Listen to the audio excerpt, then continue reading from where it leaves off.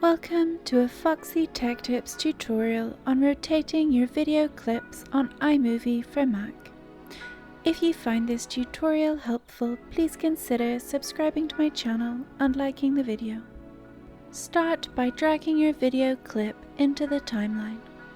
Once it's in the timeline, click it to select it. You'll know when it's selected because there will be a yellow box around it.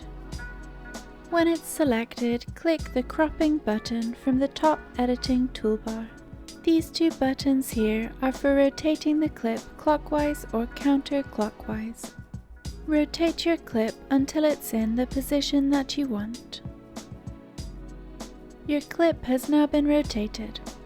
And that draws an end to this tutorial. Please like the video if you found it helpful, and subscribe to Foxy Tech Tips for more iMovie tips and tricks.